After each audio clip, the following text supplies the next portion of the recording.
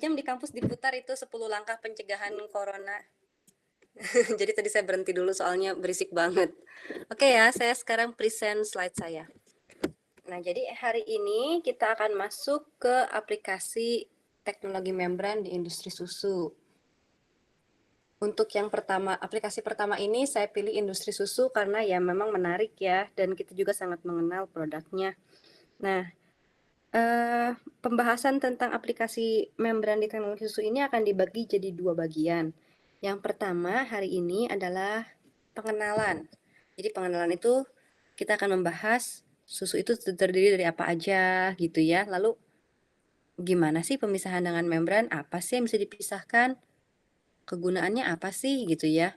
Nah, lalu setelah itu, setelah kita mengenal pemisahan-pemisahannya, minggu depan kita akan lanjutkan sedikit lebih dalam ke bagian masalah-masalah yang dihadapi, misalkan ya. Lalu bagaimana mengatasi masalahnya. Lalu parameter apa saja sih yang harus diperhatikan ketika kita menggunakan membran dalam industri susu.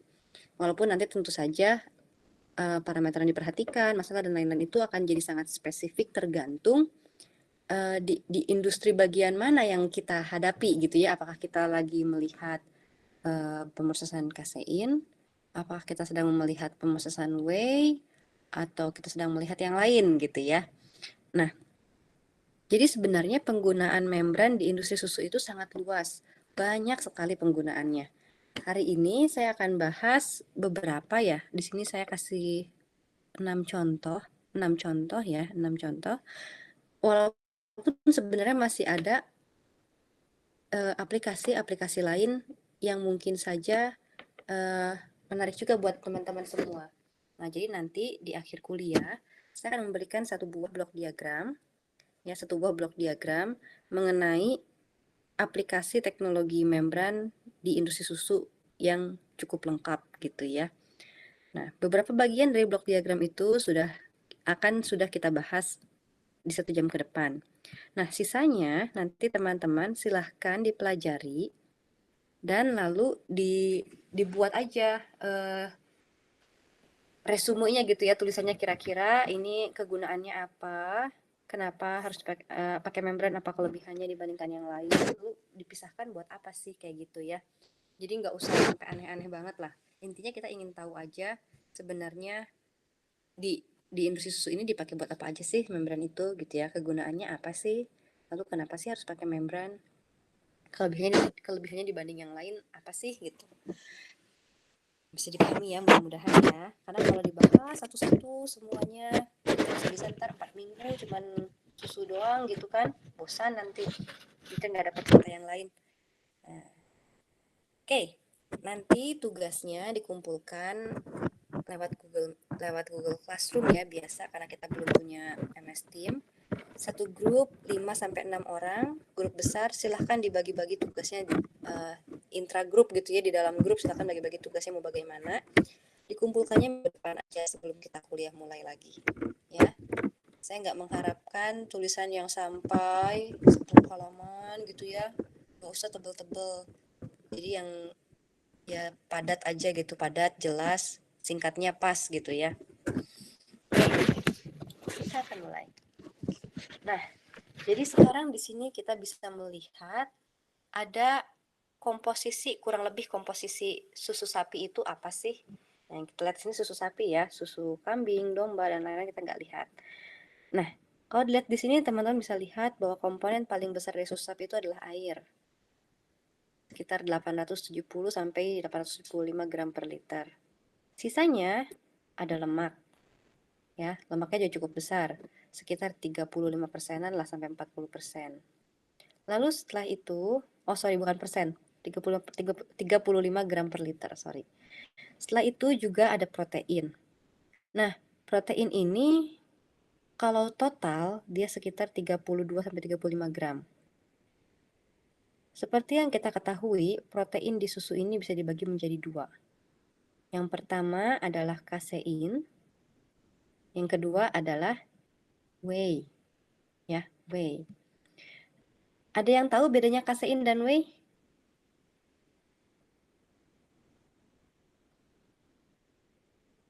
Harusnya di teori-teori kayak begini teman-teman tuh lebih hebat daripada saya, karena saya tuh nggak pernah gitu ya belajar secara spesifik mengenai makanan-makanan seperti ini.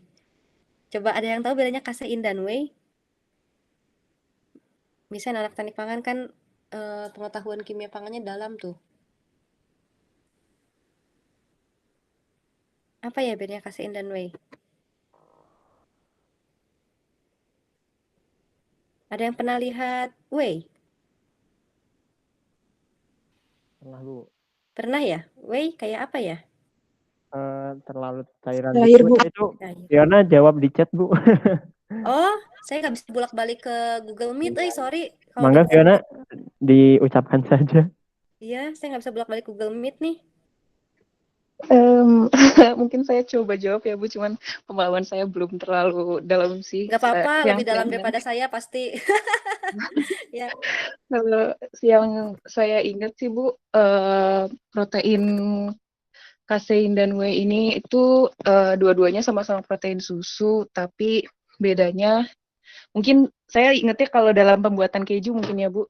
Kalau dalam ya, pembuatan keju ini protein kasein yang bakal terendapkan saat di apa namanya mungkin dinaturasi atau sebagainya, jadi protein kasein ini akan terendapkan menjadi keju, sedangkan protein whey akan terlarut, Bu. Jadi bentukannya whey biasanya lebih larutan cairan, kalau kasein ini lebih ke arah endapan atau padatan, mungkin seperti itu, Bu. iya, iya, iya, ya. Oke, ada yang mau menambahkan? Saya mau menambahkan. Siapa tuh ada yang mau menambahkan?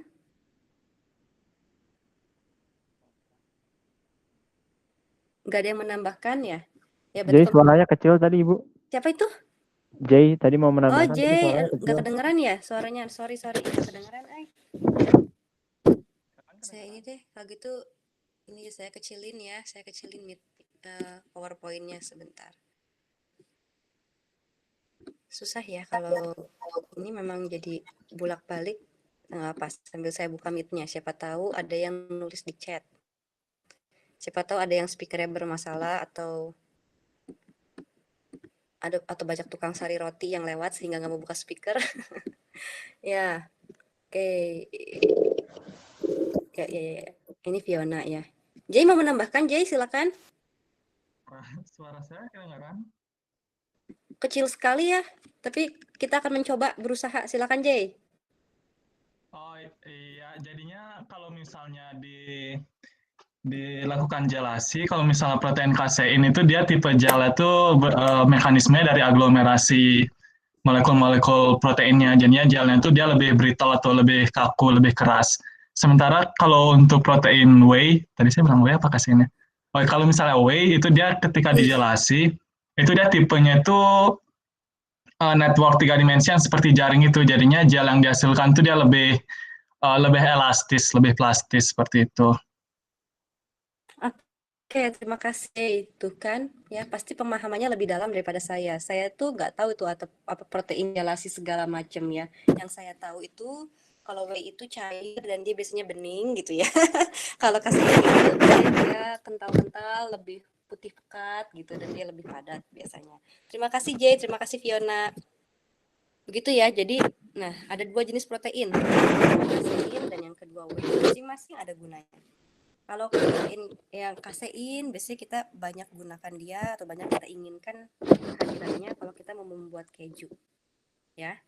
Sedangkan yang whey itu biasanya kita kalau kita mau membuat keju, kita nggak mau banyak whey-nya. Lagi pula dia akan terpisah.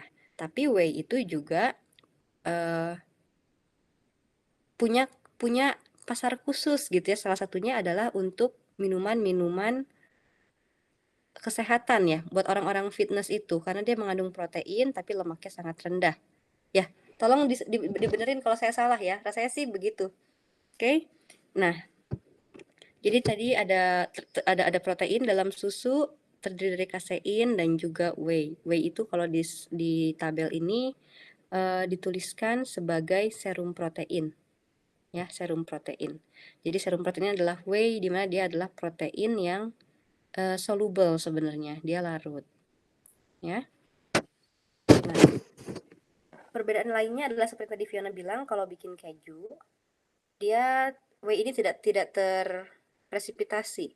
Sedangkan kalau kasein ini bisa terpresipitasi dan memadat. Sedangkan kalau whey ini dia tidak terpresipitasi ketika ditambahkan rennet atau ditambahkan asam atau hal-hal lainnya. Oke.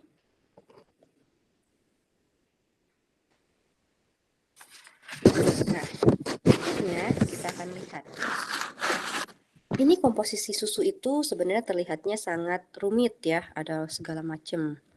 Tapi sebenarnya komponen-komponen ini walaupun banyak tapi bisa dipisahkan dengan mudah bergantung dari ukurannya. Jadi memang ukurannya itu beda-beda dan bedanya itu cukup signifikan. Jadi kalau kita menggunakan membran untuk memisah-misahkan komponen ini, kita bisa menggunakan membran yang pemisahannya berdasarkan beda ukuran. Ya. Oleh karena itu, pada aplikasi membran pada industri susu akan banyak sekali penggunaan membran-membran mikrofiltrasi, ultrafiltrasi, dan ada beberapa yang menggunakan nanofiltrasi dan reverse osmosis. Ya, tapi tidak banyak. Yang paling banyak adalah mikrofiltrasi dan tentu saja ultrafiltrasi.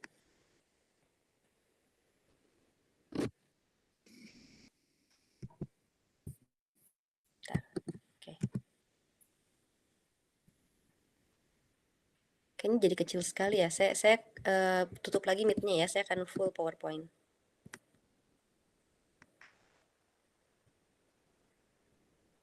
Nah, jadi kalau misalkan kita lihat di sini ya, ini ada gambar yang menunjukkan ukuran diameter partikel atau komponen-komponen dalam susu. Ada beberapa komponen di sini. Yang pertama mikroorganisme, ya mikroorganisme. Ada lemak, ada kasein misel, kasein ya, ada serum protein atau whey, dan ada ion-ion selain air tentunya ya. Nah, kalau kita lihat ukuran-ukuran dari ion, whey, kasein, dan lemak itu ukurannya berbeda-beda secara signifikan. Jadi memang rentangnya bagus ya, sangat jarang yang overlap. Nah, satu-satunya yang overlap adalah ukuran antara lemak dengan mikroorganisme. Jadi kesulitan yang dihadapi adalah kalau kita mau memisahkan lemak dari susu dengan menggunakan kalau kita mau memisahkan mikroorganisme dari susu dengan menggunakan membran, seringkali lemaknya ikut terpisah. Ya. Nah, buat apa sih menghilangkan mikroorganisme sebenarnya dari membran? Nah, jadi salah satu kegunaan atau salah satu alasan kenapa sih memisahkan mikroorganisme dari susu gitu ya, kita bisa lihat di slide berikutnya. Sorry. Nah, ini ya. Nah, sebenarnya tanpa melihat slide ini pun teman-teman pasti sudah punya bayangan. Untuk apa sih memisahkan mikroorganisme dari susu? Coba. Ada yang mau ini berdiskusi?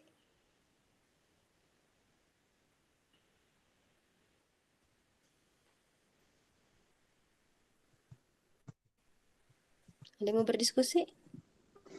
Mungkin meningkatkan umur simpan, Bu. Nah, Iyalah, itu pasti ya. Pasti, mungkin kita sini. Lihat dari sini ya. Nah, jadi yang pertama tentu saja menghilangkan bakteri itu untuk meningkatkan umur simpan.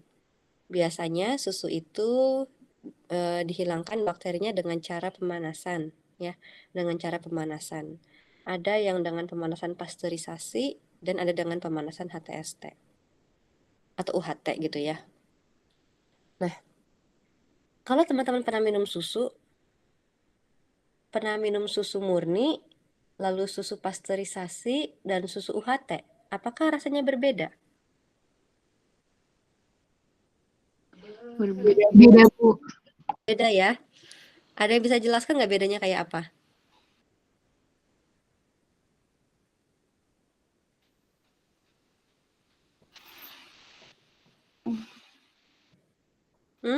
Beda mouthfeel-nya, Bu, kalau yang saya rasa. Betul ya, beda mouthfeel-nya. Jadi kalau misalkan susu murni ya, kalau pernah minum susu murni, terus minum susu pasteurisasi, itu kan rasanya mirip sekali ya, cukup mirip lah. Nah, begitu susunya berubah jadi susu UHT, rasanya jadi berbeda banget. Betul nggak? Iya, Bu. Ya kan? Nah, jadi memang panas itu walaupun dibilang sebentar dikasihnya gitu ya, UHT kan sebentar, HTST dia. Tapi tetap saja akan mengubah cita rasa dari susu gitu. Nah, contohnya misalkan kalau kita kasih pasteurisasi bisa dilaksanakan pada temperatur 70 derajat Celciusan gitu ya. Berapa waktunya ya biasanya kalau pasteurisasi? Pasteurisasi juga kan nggak lama ya sebenarnya ya, sekitar mungkin beberapa menit aja. Nah, dia bisa menghilangkan bakteri, lalu juga kadang-kadang tetap saja ada pengaruh ke rasa dan juga ke kandungan-kandungan di dalam susu. Cara lain sebenarnya ada yang tidak pakai panas untuk menghilangkan mikroorganisme dalam susu itu dengan menggunakan sentrifugasi, ya. Jadi ada cara sentrifugasi namanya bactofuge ya, bactofuge. Dia bisa menghilangkan bakteri-bakteri ini dari susu dengan cara sentrifugasi. Namun sayangnya ternyata pemisahannya kurang bagus, ya. Dia hanya bisa mengurangi satu log cycle dari bakteri. Ingat ya satu log cycle ya, 1000 kali 10 kali dari bakteri. Yang waktu kita SOTP dulu belajar itu loh. Dan biasanya saat di centrifuge ini juga terjadi kehilangan protein. Bisa sampai 12% kehilangan proteinnya. Nah, tentu saja kita tidak mau hal itu terjadi saat kita mengolah susu. Makanya kita seringkali atau kita punya ide gitu ya, di beberapa tempat sudah dilaksanakan menghilangkan mikroba dari susu itu dengan menggunakan membran. Karena tidak ada panas yang diberikan sama sekali dan dia bisa memisahkan spesifik terhadap ukurannya. Ya. Nah, sekarang kalau kita lihat diagram alir ini. Di sini kita lihat ada raw whole milk ya. Jadi susu yang murni gitu ya, susu murni. Kalau kita lihat susu murni tidak langsung dimikrofiltrasi. Kenapa tidak langsung dimikrofiltrasi? Karena kalau kita langsung mikrofiltrasi susu murni, nanti bukan hanya mikroba yang terpisah, tapi juga lemaknya. Ya. Nah, begitu lemak terpisah, maka susu kita bakal jadi skim milk ya. Nah, kalau misalkan nih kita gambarkan. Misalkan raw whole milk langsung dimikrofiltrasi gitu ya. Langsung di MF. Kalau langsung dimikrofiltrasi, kira-kira apa sih yang tertahan oleh membran? Apa yang akan lewat? Coba ada yang bisa perkirakan? Kalau kita punya susu, silakan. Sepertinya mikroba dan juga lemaknya tertahan, Bu. Terus sisanya lagi. Betul. Nah, di sini mikroba dan lemak akan tertahan oleh membran, sedangkan sisanya lewat, ya. Jadi proteinnya lewat, airnya lewat, ion-ionnya masih lewat. Sekarang kalau misalkan kita punya campuran mikroba dan lemak gitu ya. Terus di sini kita punya istilahnya kalau kita udah hilangkan lemaknya dia akan jadi skim ya, skim milk. Nah, sekarang di sini kita punya skim milk. Nah, kalau kita punya skill seperti ini, kita tidak akan atau kita akan kesulitan kalau misalkan ternyata produk yang kita inginkan adalah produk susu yang whole milk. Ya, skim milk itu kan memang taste-nya berbeda. Tidak semua orang suka rasa skim milk. Dan tentu saja pasar whole milk masih besar ya. Nah, jadi kalau kita lihat di grafik ini, di diagram ini, susu yang masih utuh gitu ya, whole milk ini, pertama disentrifugasi dulu. Disentrifugasi, dia akan terpisah jadi dua bagian, ya, krim dan skim. Oke, nah tadi seperti yang telah saya ceritakan sebelumnya, kita bisa juga menghilangkan mikroba dengan menggunakan sentrifugasi. Namanya bactofuge. Oke, jadi bisa menghilangkan bakteri dulu, spora dan lain-lain. Setelah itu susunya dipisahkan menjadi krim dan skim. Gitu ya. Nah, skim milk ini bisa kita treat dengan menggunakan mikrofiltrasi. Kenapa kita harus treatment pakai mikrofiltrasi walaupun di atas sudah dihilangkan bakteri dan sporesnya? Karena tadi seperti yang telah saya bilang, penghilangannya ini hanya satu log cycle. Satu log cycle artinya cuma sedikit bakteri yang bisa hilang, sedangkan yang lainnya dia masih terbawa ke sini. Ya. Kita saring dengan menggunakan mikrofiltrasi, si susunya ini biasanya pada temperatur sekitar 35-55. Tentu saja lebih rendah daripada temperatur pasteurisasi apalagi UHT gitu ya. Nah, kenapa temperaturnya bisa agak tinggi seperti ini? Jadi ternyata temperatur itu berpengaruh terhadap flux. Kalau misalkan temperaturnya makin tinggi, fluxnya meningkat. Walaupun kita tahu mikrofiltrasi itu adalah membran yang bekerja berdasarkan perbedaan tekanan, ya. Jadi memang gaya dorong utamanya adalah beda tekan. Tapi ternyata kalau misalkan feednya punya temperatur lebih tinggi, maka flux yang didapatkan bisa lebih tinggi juga, ya. Biasanya operasi ini dilaksanakan sampai mendapatkan VRR 20. Apa itu VRR? VRR adalah volume recovery ratio, ya, volume recovery ratio. Ya, apa? Ada yang bisa nebak kira-kira volume recovery ratio itu apa dari namanya?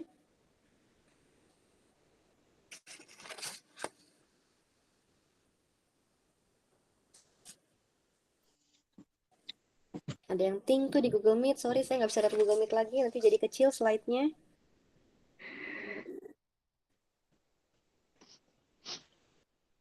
Ada yang mau bilang? Ada yang mau ngomong sesuatu? Oke, jadi volume recovery ratio itu adalah rasio dari apa ya namanya? Jadi berapa banyak volume yang bisa kita dapatkan gitu ya. Jadi kalau misalkan kita punya 1 liter feed-nya, kita punya feed 1 liter, pada saat kita punya volume recovery ratio-nya 2, maka per menit kita 500, per menit kita 500. Gitu. Kalau misalkan kita punya feed 1 liter, terus volume recovery ratio kita 4, maka mananya yang banyak, feed-nya atau per menitnya? Coba dipikirkan dulu. Feed-nya, Bu. Sorry, per menit atau retentatnya yang lebih banyak? Retentatnya. Kalau 4. Retentatnya lebih. Ya. Oke, begitu ya. Jadi itu volume recovery ratio. Oke. Nah, jadi kita akan diputar terus eksperimennya gitu ya, runnya diputar terus sampai kita dapatkan volume recovery ratio 20. Oke. Nah, setelah itu kita akan dapatkan retentat dan dapatkan permeat. Permeat itu adalah susu yang sudah termikrofiltrasi. Ya, susu skim milk yang telah termikrofiltrasi. Nah, kalau kita ingin dapatkan susu yang bukan skim tapi yang whole, yang banyak lemaknya, full cream gitu ya, maka krim yang tadi kita miliki ini tentu saja dia masih mengandung mikroba. Dia akan kita panaskan, ya, kita panaskan. Lalu krim yang telah ya steril gitu ya, bersih dari mikroba, kita campurkan dengan mikrofilter milk kita mixing, kita homogenisasi dan kita mendapatkan microfiltered whole milk. Ya, jadi begitu caranya. Krimnya dan susu skimnya dipisah dulu. Supaya yang nanti kena treatment panas itu hanya krimnya saja. Ya, dengan demikian nanti aspek organoleptik dari susunya lebih terjaga. Gitu ya. Nah, yang kita gunakan di sini adalah membran mikrofiltrasi. Ukurannya macam-macam, bisa dari 0,8 mikrometer sampai 1,4 mikrometer. Ukuran ini tentu saja harus disesuaikan ya, seperti yang kita selalu bahas dari minggu-minggu lalu.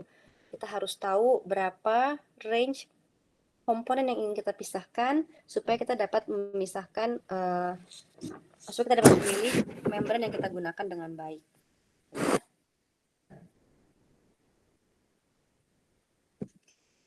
Nah, contoh yang lain di sini adalah aplikasi membran untuk melakukan melakukan standarisasi dan pengkonsentrasian protein susu. Contohnya, standarisasi susu. Ada yang pernah mendengar apa itu standarisasi susu? Atau ada yang pernah dengar nggak susu itu harus distandarkan?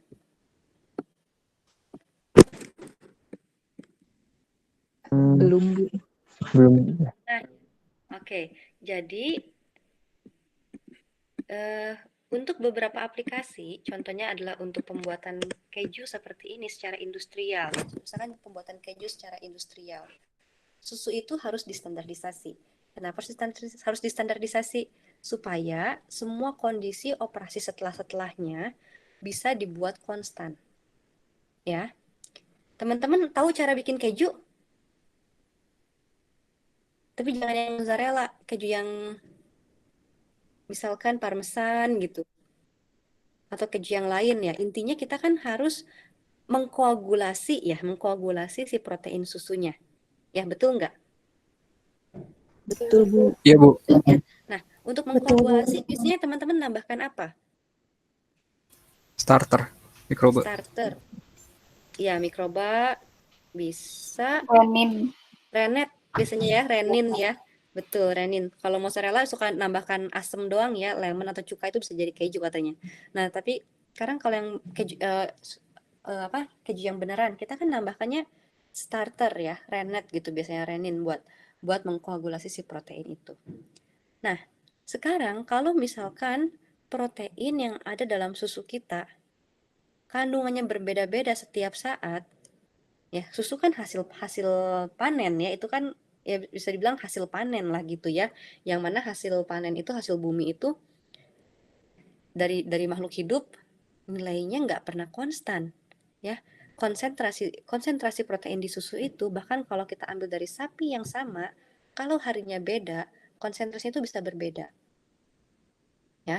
Nah, kalau misalkan konsentrasinya berbeda-beda terus seperti itu, kira-kira teman-teman kalau misalkan punya industri keju gitu ya, mau menambahkan berapa renetnya? Mau ngambil standar yang mana buat menambahkan renet? Renet itu kan harus ditambahkan sesuai dengan, kalau secara ideal ya, sesuai dengan protein yang terkandung dalam susu gitu. Nah, kira-kira teman-teman kalau misalkan susunya berubah-ubah terus konsentrasinya mau menambahkan renetnya gimana ambil acuannya? Bingung pasti kan? Jadi ya harusnya tambah berapa sih renetnya? Akhirnya antara nambah renetnya kebanyakan sehingga boros ongkos produksi, atau nambah renetnya kurang sehingga tidak semua proteinnya bisa terkoagulasi dengan baik. Nah, oleh karena itu kalau di industri keju yang besar, biasanya susu itu distandarkan dulu. Ya, masih distandarkan adalah susu dari sumber manapun masuk ke pabrik, lalu diolah sehingga hasil olahan itu punya komposisi yang standar, selalu begitu. Dalam hal bikin keju, yang penting itu adalah kandungan proteinnya. Ya. Oke. Nah, sebenarnya pada cara tradisional ada beberapa cara menstandarisasi protein. Biasanya mereka menambahkan susu bubuk, ya, susu bubuk dengan konsentrasi tertentu itu bisa, atau dengan cara-cara lain. Tapi tentu saja ada kekurangan dari cara-cara tersebut. Nah, salah satu cara yang terbaru adalah dengan menggunakan membran ultrafiltrasi. Jadi dengan menggunakan membran ultrafiltrasi ini kita bisa menstandarkan kandungan protein dalam susu, ya. Caranya dengan melakukan penyaringan sampai VRR-nya sekitar 1,7. Jadi boleh saja VRR-nya kurang, tapi paling tinggi biasanya VRR 1,7.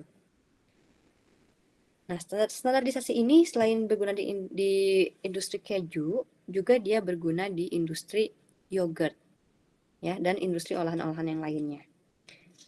Jadi memang banyak digunakan. Nah, ketika kita menggunakan membran untuk memisahkan, untuk standarisasi susu, biasanya kita menggunakan membran ultrafiltrasi. Kira-kira sampai sekarang sudah sekitar 40 tahun sebenarnya teknologi ultrafiltrasi itu digunakan untuk menstandarisasi susu, ya.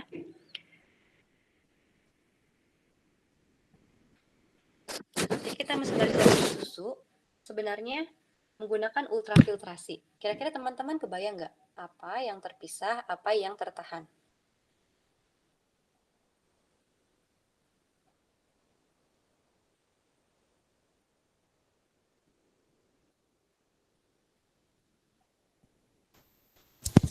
Yang kepisah whey-nya, kalau yang tertahan yang kasein ya. Betul. Siapa itu yang jawab? Tuh, Bu. Oh, tuhu. Ya, betul sekali ya. Betul sekali, betul sekali. Nah, memang kalau kita menggunakan ultrafiltrasi untuk menyaring susu, yang ketahan yang ketahan itu adalah kaseinnya dan juga lemak. Ya, dan juga lemak. Sedangkan yang terpisah itu adalah yang lain-lainnya, susu dan ion dan whey dan ion dan teman-teman yang lainnya. Nah, jadi ketika kita melakukan standarisasi dengan menggunakan ultrafiltrasi, kita bisa mendapatkan susu yang kaya sekali akan kasein dan lemak dan konsentrasi whey-nya sangat rendah. Itu. Sehingga ketika kita bayangkan saja kita punya susu yang sudah kaya kasein dan lemak, setelah itu kita kasih renet, kita kasih renin, terus dia akan terkoagulasi dengan baik sekali, ya. Selain koagulasinya baik, cepat, juga jumlah renet yang dibutuhkan akan jadi sangat sedikit. Ya, karena walaupun renet itu akan bereaksi dengan protein, sebenarnya dia akan bereaksi dengan protein, tapi kalau misalkan proteinnya berada pada konsentrasi yang rendah, maka tetap saja kita akan butuh renet yang banyak. Nah, kalau misalkan proteinnya ada pada konsentrasi yang tinggi, seperti misalkan tadi ya, kasein dan lemak tertahan, yang lain lewat gitu ya. Jadi konsentrasi protein kaseinnya tinggi, maka renet yang dibutuhkan akan menjadi jauh lebih sedikit. Oke, jadi kurang lebih itu kelebihannya. Kenapa kita apa sih gunanya menstandarisasikan seperti itu, menstandarisasi susu ya, contohnya seperti itu. Tentu saja ada aplikasi-aplikasi yang lain, ntar bisa teman-teman lihat. Oke, nah ini kalau dilihat ya, ada di sini contohnya. Di sini ada retentat, di sini ada permeatnya, whey protein gitu ya. Ini mikrofiltrasi dengan ukuran 0,1 mikrometer. 0,1 itu memang, jadi ukuran 0,1 ini memang ukuran yang perbatasan. Ya, dia perbatasan antara mikrofiltrasi dan ultrafiltrasi. Tapi seringkali kita gunakan sedikit lebih rendah daripada ini, misalkan 0,05. Ini misalnya udah range ultrafiltrasi, kita akan dapatkan pemisahan yang sangat bagus untuk whey dan kasein. Ya. Oke, berikutnya, sebentar yang mana dulu ya. Nah, berikutnya yang whey. Teman-teman ada yang pernah dengar whey protein concentrate? Pernah, Bu. Apa sih itu? Apa sih itu? Setahu saya sih whey yang diperoleh mungkin bisa dari susu itu nanti dikonsentrasiin, Bu. Mungkin juga sampai dia pekat. Mungkin bentuk lainnya bahkan ada yang sampai powder gitu. Gunanya apa ya? Biasanya sih setahu saya buat minuman orang berotot gitu, Bu. Bukan maksudnya mengembangkan fitness gitu otot. ya. Ya, yang fitness, orang fitness gitu ya. Kalau whey protein isolate pernah dengar? Iya, sama kurang lebih hampir sama, tapi isolate itu lebih konsentrasinya lebih tinggi, Bu. Mungkin bisa mendekati murni. Oke. Nah, jadi tadi kita sudah bahas ya.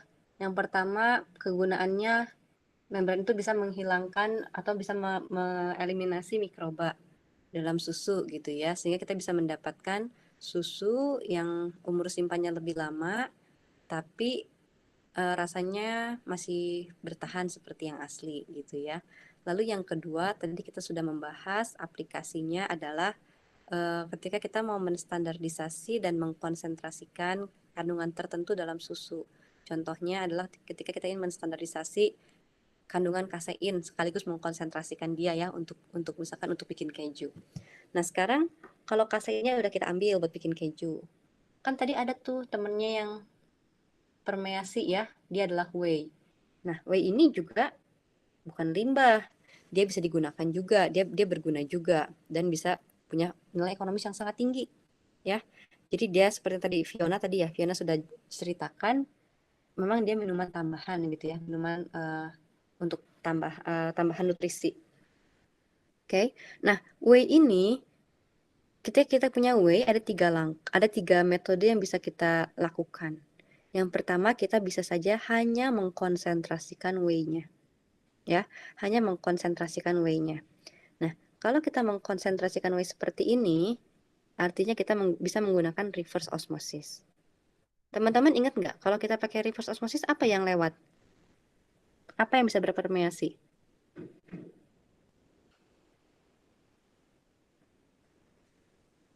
Air. Air, ya. Kalau pakai RO itu cuma air yang lewat, yang lainnya tertahan. Sehingga apapun yang ada bersama si whey ini, ya, kalau misalkan teman-teman saya gambarkan ya, tadi kan ini misalkan kita punya inputnya adalah susu ya, susu. Lalu setelah itu susunya akan terpisah menjadi ini retentatnya ya, retentatnya kasein dan lemak ya, lemak. Nah, lalu setelah itu yang berpermeasinya, ini tadi kita punya apa ya unitnya ya, ini ultrafiltrasi ya. Setelah itu yang berpermeasi kita punya di sini ada whey, lalu kita punya ionik, kita punya air ya. Kasein dan lemak ini bisa terus jadi keju. Nah, si whey, ionik dan air ini bisa kita masukkan ke RO misalkan. Ya, kalau kita masukkan ke RO, di sini kita punya RO, maka yang lewat hanyalah air. Yang lewat ke sini, ini hanyalah air. Dan di sini kita akan dapatkan whey yang kaya akan aliran yang kaya akan whey dan ion-ion terkandung di dalamnya. Nah, di sini nanti kita akan dapatkan whey plus ion, tentunya ada sedikit air. Ya. Whey yang sudah terkonsentrasi seperti ini bisa kita masukkan ke dalam evaporator. Atau kalau bukan evaporator, kita bisa masukkan dia ke dalam biasanya spray drying. Ya, spray drying. Nah, di sini ya. Spray drying. Ya. Atau bisa juga kita masukkan ke evaporator. Gunanya apa? Gunanya kalau kita ingin mendapatkan bubuk atau powder dari whey kita. Ya. Jadi dengan cara ini kita bisa mendapatkan whey powder. Nah, kira-kira ya saya mau nanya nih. Menurut teman-teman, ngapain sih harus dipekatkan dulu pakai RO baru jadi bubuk whey? Rugi Bu kalau langsung dikeringin. Terus kalau misalnya dipanasin nanti rusak whey-nya. Ya, gini, kalau misalkan di spray drying kan ya, spray drying itu kan dia kontak panasnya sebentar sebenarnya ya. Kalau kita masukkan misalkan whey yang ditambah dengan yang ini ya, yang masih whey ionik air langsung masuk ke spray drying. Bagus karena ini ya, spray drying. Kira-kira gimana menurut teman-teman? Kalau kita mengikuti jalur warna pelangi ini.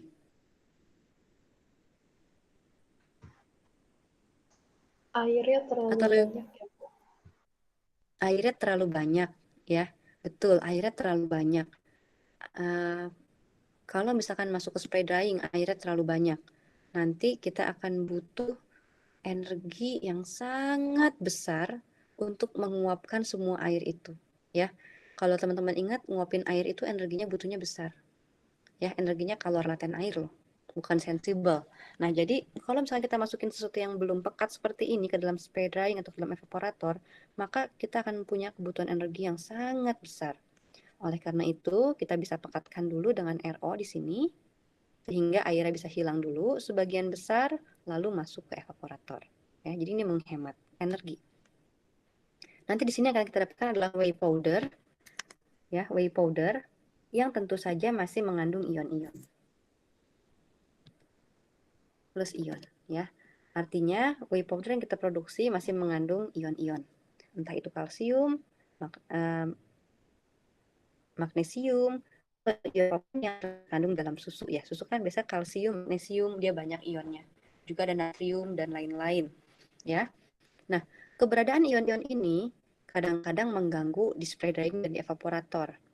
Mengganggunya kenapa? Mengganggunya adalah kalau teman-teman ingat kalsium, magnesium, dia adalah senyawa-senyawa penyebab kerak, ya, penyebab scale. Jadi kalau kita masukkan whey plus ion yang airnya nggak terlalu banyak, artinya konsentrasi ionnya cukup besar juga, gitu ya. Nah, kalau misalkan konsentrasi ionnya itu besar, maka di spray drying, di evaporator, kemungkinan dia membentuk scale itu sangat besar, ya. Dan itu kita biasanya selalu ingin hindari pembentukan scale itu. Ya, oleh karena itu ada cara yang kedua. Cara yang kedua adalah menggunakan nanofiltrasi, bukannya reverse osmosis. Ya, jadi kita di sini menggunakan nanofiltrasi, bukan reverse osmosis. Nah, kalau misalkan menggunakan nanofiltrasi,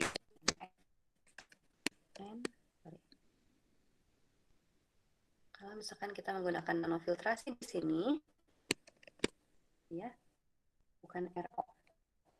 Yang berpermeasi apa ya selain air ya?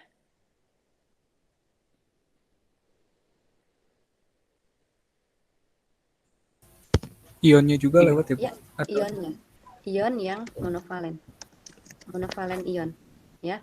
Ion yang monovalen itu artinya yang plus 1 plus 1 min gitu ya, Na 1 plus Cl 1 min gitu. Nah, monovalen ion lewat juga ke sini, ya. Walaupun tentu saja ada monovalen ion yang sini juga yang tertahan juga ada, tapi banyak yang lewat. Nah, jadi di sini nanti ionnya tidak akan terlalu banyak, ya. Di sini tentu saja masih ada Ca, masih ada Mg, masih ada Na, tapi jumlahnya Na biasanya dikit banget gitu ya, nggak banyak. Nah, di sini terutama ini kan yang berpermeasi tadi ya. Yang pertama kita ingin lihat ini Ca dan Mg, ya. Di sini selain monovalen juga biasanya NF juga bisa memisahkan Ca dan Mg juga, tapi sedikit, ya. Tapi lumayan lah.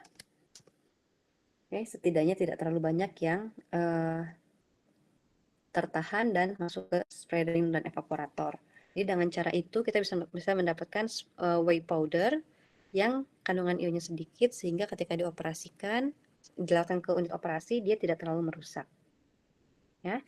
Nah, yang ketiga yang bisa kita lakukan dengan whey adalah melakukan konsentrasi protein, mengkonsentrasikan proteinnya. Ya. Kalau kita mengkonsentrasikan proteinnya, kita bisa menggunakan UF lagi. Tapi tentu saja UF-nya ini berbeda ukuran dengan yang tadi.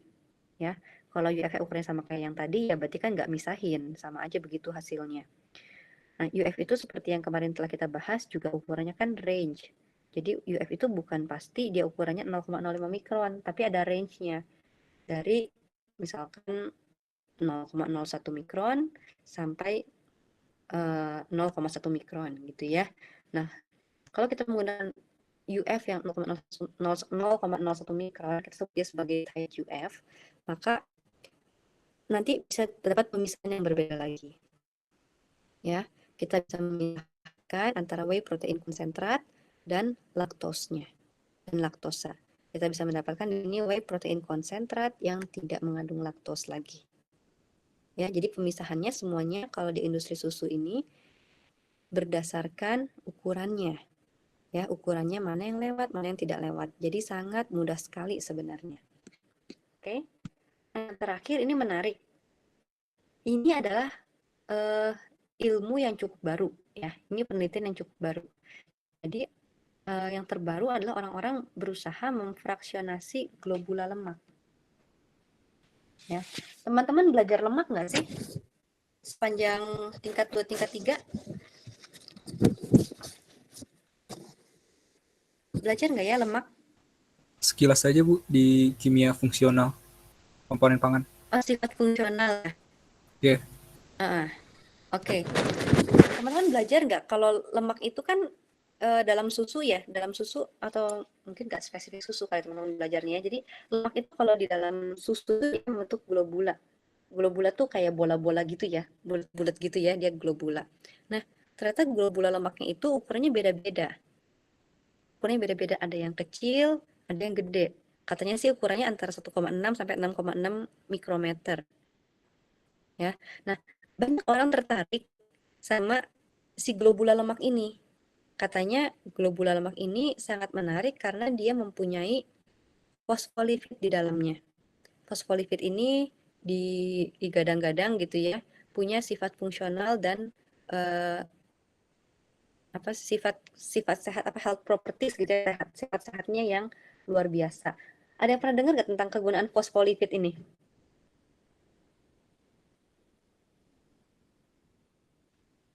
Belum, Bu. Belum ya, saya juga belum pernah dengar, saya baru dengar sekarang. Saat saya searching materi gitu ya, saya lihat ini apa ya, kok kayaknya menarik. Nah, ternyata fosfolipid ini ternyata menarik ya, dia functional food yang baru katanya sekarang.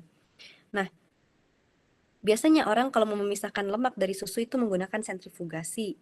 Jadi dia bisa memisahkan lemak, terus dapatkan skim milk yang tadi kita telah bahas. Ya, nah tapi sayangnya teknologi sentrifugasi ini dia tidak bisa memisahkan eh, bisa memfraksionasi globula lemaknya berdasarkan ukurannya gitu. Nah, jadi orang banyak yang menggunakan membran untuk memisahkan globula lemak ini berdasarkan ukuran-ukurannya. Oke. Nah, nanti yang saya ingin teman-teman bahas juga ya, mengapa sih fosfolipid ini yang ada di dalam globula lemak ini menarik untuk dipisah-pisahkan gitu. Kenapa sih dia harus dipisah-pisahkan sedemikian rupa dan ingin diambil ya. Jadi apa bagusnya sih fosfolipid ini? Mumpung teman-teman belum pernah dengar juga, kita sama-sama ntar cari-cari ya di Google aja. Oke? Bu mau nanya, itu tuh maksudnya dipisahinnya per ukuran gitu atau dipisahin Perukuran. khusus? Oh, per ukuran. Perukuran. Jadi dia memisahkan nih ya contohnya ya. Mungkin teman-teman lihat aja ini ya, ada rujukannya. Ada memisahkan globula lemak dengan ukuran 4,2 mikro. Lalu ini ukurannya 1,6 mikro dan ini ukurannya 6,6 mikro. Ya, katanya sih globula lemak yang kecil-kecil itu bagus untuk memproduksi keju karena kejunya itu jadi lebih lembut dan teksturnya lebih bagus katanya. Karena ketika globula lemaknya kecil, dia punya interaksi yang bagus antara lemak dan kaseinnya katanya. Jadi kalau misalkan lemaknya besar, saat bikin keju itu interaksi lemak dan kaseinnya nggak bagus sehingga kejunya kasar. Sedangkan kalau lemaknya kecil, interaksi lemak dan kaseinnya bagus sehingga kejunya lembut katanya gitu. Oh, Selain itu si globula yang kecil ini juga katanya ya, tapi teman-teman ntar tolong dilihat lagi ya. Nah, si globula lemak yang kecil ini juga katanya dia menarik ketika diaplikasikan di pembuatan butter, mentega. Karena penggunaan globula lemak yang kecil ini bisa meningkatkan spreadability dari butternya. Karena kemampuan dia bertahan dengan air menjadi lebih baik. Mungkin hubungannya dengan emulsi. Ya, kalau saya menangkapnya hubungannya dengan emulsi. Jadi kalau lemaknya besar-besar mungkin emulsinya nggak terlalu baik, emulsi oilnya. Sedangkan kalau misalkan kecil-kecil mungkin lebih baik gitu ya. Begitu. Hari ini saya cuma kasih pengenalan gitu aja. Jadi kira-kira ya teman-teman punya bayangan si membran itu digunakan apa saja sih di industri susu.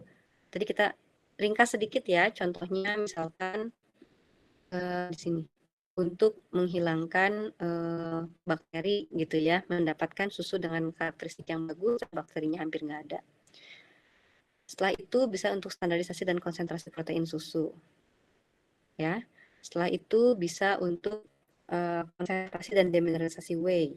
Itu kegunaan besar dari membran sebenarnya. Nah, yang terbaru itu yang saya tertarik gitu ya, kayak baru dengar ini ada fraksionasi globula lemak menggunakan membran. Jadi dia menggunakan membran dengan ukuran-ukuran tertentu ya. Kemudian ini mikrofiltrasi pasti range-nya. Lalu dia mendapatkan lemak dengan ukuran yang berbeda-beda. Ini menarik. Tentu saja nanti ada aplikasi-aplikasi lain yang bukan aplikasi besar. Jadi aplikasi besar sudah saya bahas di sini. Jadi aplikasi yang kecil-kecil lainnya dan aplikasi yang mungkin sifatnya pembantu gitu ya, pembantu untuk proses, bukan proses utama.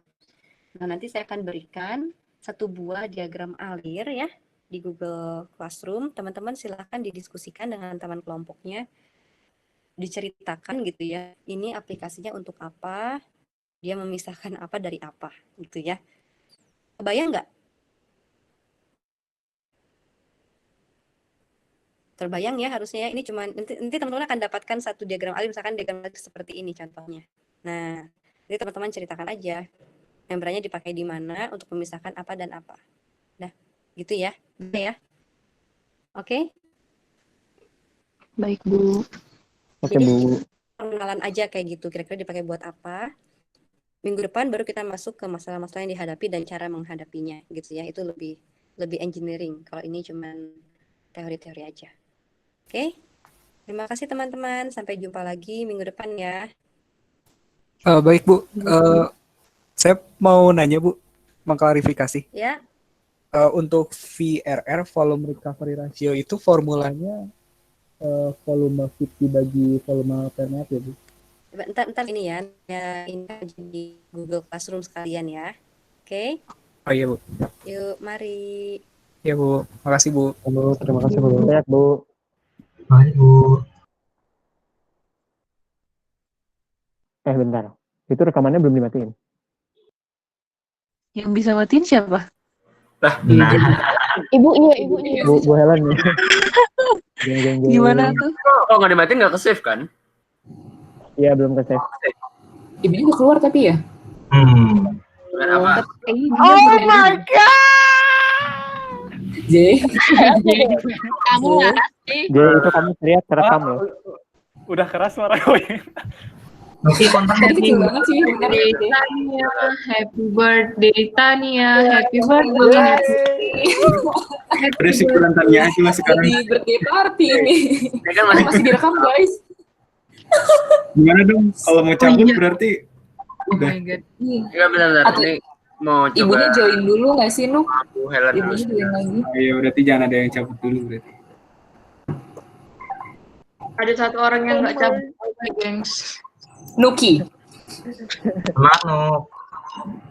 Gengs, resumenya berapa halaman, gengs? 50. Bener ya, Jay, buat 50 halaman. Wow, iya pakai ikut kelompok.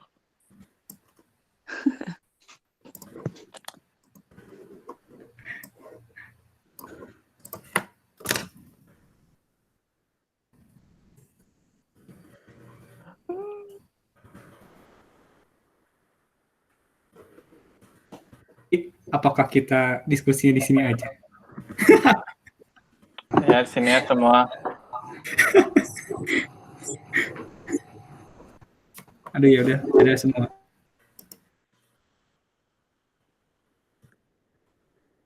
Yo. Jeng. Karena udah delivered sih. Revertnya naon? Udah kirim. Oh. Ke Bu Jadi Helen. syarat. Delivered. Kan, Delivered. Minggu lah. Ya, kita nggak bisa matiin beneran nggak bisa ya? Jadi Nggak bisa.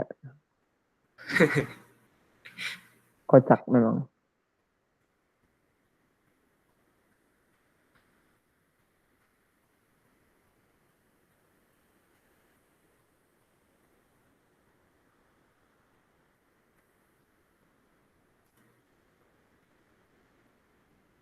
Gimana dong? Ini Dadah. berarti sadar harus tungguin kan? Sebenarnya Dia Nuki. lihat orang sih tapi nggak tahu sih. Apakah dengan kita keluar semua nanti mati sendiri rekamannya, kurang tahu juga. Atau Aing coba testing dulu deh sendiri. Ih, nanti kerekam lah suara kita. Tadi ngucapin ulang tahun Tania. Memang, Ketahuan bentar, sama bentar, ibunya. bentar. Coba nih ya. Coba tubal kamu nanti, kamu late, aku join. Ya.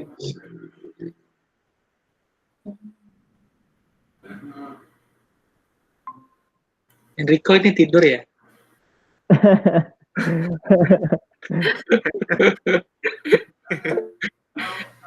Enggak weh. Tuh, sembarangan tuh Loki. Coba kalian join meet itu. Coba kalian join meet itu.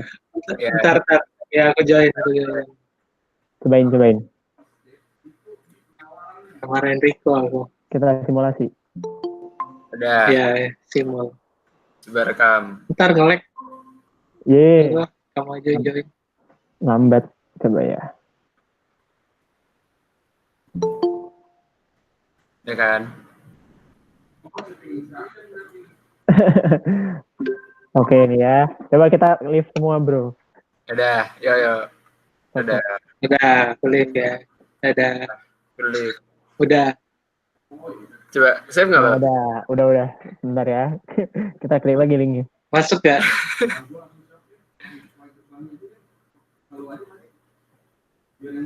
Oh, ya, bentar. Ganti akun dulu. Kayaknya sih masih lanjut. Masih lanjut, Rico. Oh, Masih lanjut kan? Oh, enggak, deng. Oh, enggak. Enggak, ya udah, bye. Terus, tapi ke save nggak?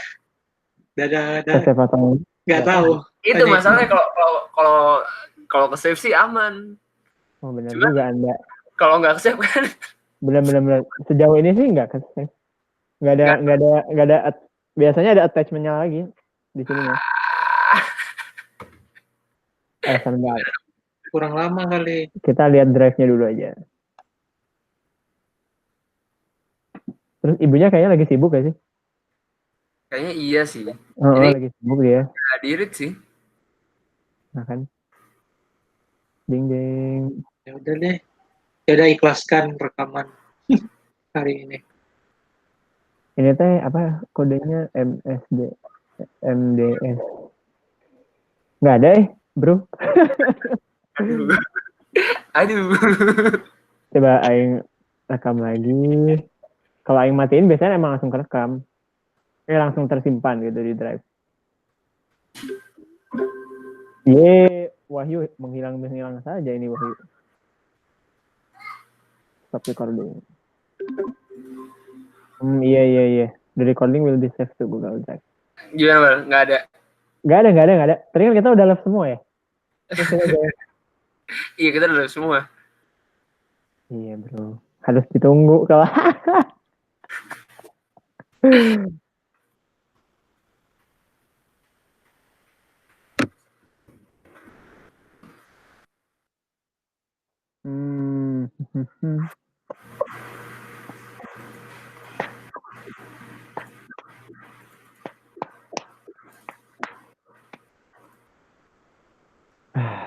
Nggak apa-apa ya, kita cabut aja. Tahu tuh.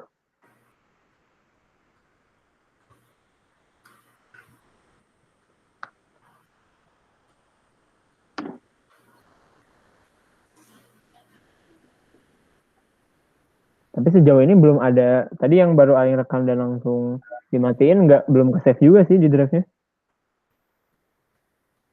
Iya kan. Aduh. Gimana ya?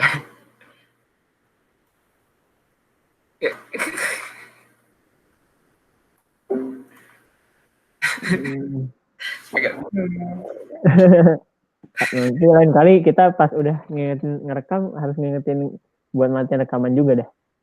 Sebenarnya ya nggak apa-apa sih kalau cuma nungguin doang, kayak ya nggak apa-apa, tinggal matiin mic, tinggal itu. Iya sih, tinggal minimize mic-nya nggak sih? Iya, cuman kan ya rekaman lagi gede banget nih. Ya. Gak apa-apa lah, drive ibunya ini. Ya. Harusnya unlimited juga. Iya sih, cuman ya, cuman pasti nguploadnya lama. Gimana ya? Nggak mungkin. Nggak usah di-upload. Oh, nggak mungkin ibunya nggak sih? Nggak mungkin kan? Cuma kayaknya nggak bisa deh. Atau kita cabut aja nggak apa-apa lah ya.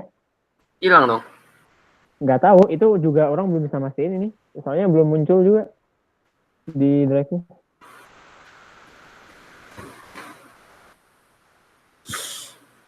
Ini kalau orang join, bisa nggak ya? Maksudnya ntar yang bisa nge-proof siapa? Ibunya? Ya.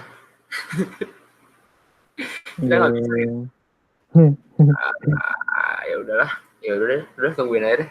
Ya udah, kalau mau live aja bang. Gue nungguin aja. Sampai semampunya lah. Sampai semampunya. Kuota lu bro. Wifi. Aman. Wifi, oke. Ya udah santai sih, Aing juga sebenarnya. Mau nge-explore dulu. Ya udah mute ya. Ya gue mute ya. Iya emang nggak.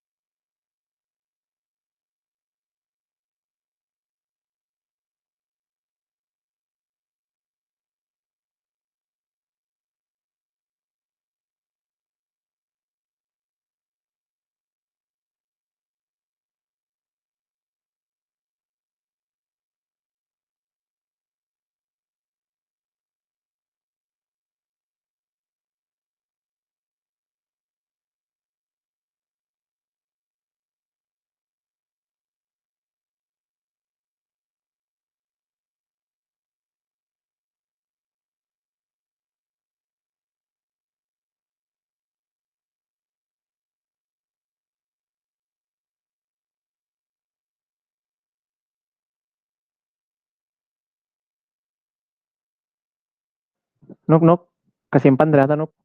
Kita live aja. Oh iya. Iya kesimpan. Di sini ada 2 video. Kan tadi orang ngerekamnya 2 kali. Oh ya, berarti gue cabut aja nggak apa-apa nih ya? Cabut aja kita langsung ke save harusnya. Yuk. Oke. Yuk, thank you Bal.